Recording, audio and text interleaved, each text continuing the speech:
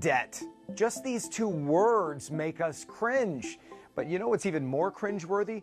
The total amount of student debt in this country has now surpassed $1.4 trillion. I mean, do you realize how much that is? That's a 1, a 4, and 11 zeros. That means the average student is borrowing $37,172. But that's not what they're paying back. So let's think about this for a second. If we use an example of an 18-year payment plan at 6% interest, you're talking about a total cost of $60,874. That's almost double what you borrowed. One of the biggest reasons why this happens is because when it comes time to pay the money back, often people choose the lowest monthly payment because, let's face it, when you graduate, money's pretty tight, so you pay what you can pay. But by doing that, you're going to spend the first 10 years paying back just the interest alone. And using our previous example, that means only after you've paid the $23,700 do you finally start to whittle down the principal loan or the money you borrowed in the first place. So what can you do? Well, we can't reduce the cost of college, but we can keep a couple of things in mind.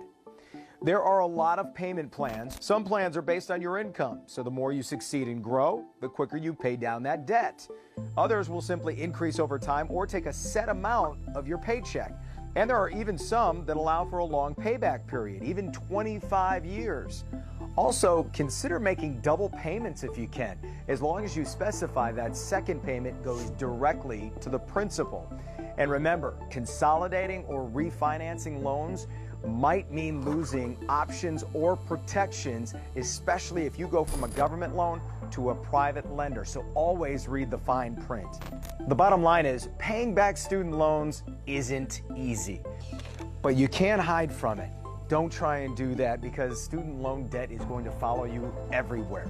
What you can do is keep an eye open, be vigilant for new options that crop up that can help you, and also communicate with your lender. Believe it or not, they want to help you as well. Good luck. Thanks, Bernie. You know, the University of Michigan, not exactly known as quarterback U, but they have had success at that position. From Leach to Harbaugh, yes, that Harbaugh, to a guy named Elvis, but no, not that Elvis. There's, of course, Tom Brady, the GOAT, the greatest of all time. Even he had to battle for playing time with Drew Henson. There's John Navarre, Chad Henne, and then a guy they simply called Shoelace. When Harbaugh returned, this time as head coach, a new system was put into place, one in which transfers were the new norm. We heard names like Rudolph and O'Korn, and of course, now the newest transfer, the Wolverines' starting quarterback, Shea Patterson. Abnormal phobias. Some are hard to believe. However, over 19.2 million people in the United States have them. Speaking of numbers, triskaidekaphobia is the fear of the number 13. I'm sorry, I had to. Some hotels don't even have a 13th floor because how much this one freaks people out. So, does that mean that the 14th floor is just the 13th floor mislabeled? Ambrophobia. Fear of the rain. These people probably don't get along well with pelibophobics. That's people with fear of umbrellas. So the phobia that people think all millennials have is nomophobia. Nomophobia is the fear of being without cell service. And oftentimes, you'll even find a millennial using that phone at the dinner table. But if a millennial has dipnophobia, you won't have to worry about that because they're afraid of dinner parties. I mean, me too. Dipnophobia is great for people with turophobia because they won't even have a chance to be near their fear, which is cheese. They're afraid of cheese. You might even say they're lactose intolerant. I'll see myself out. It's fine.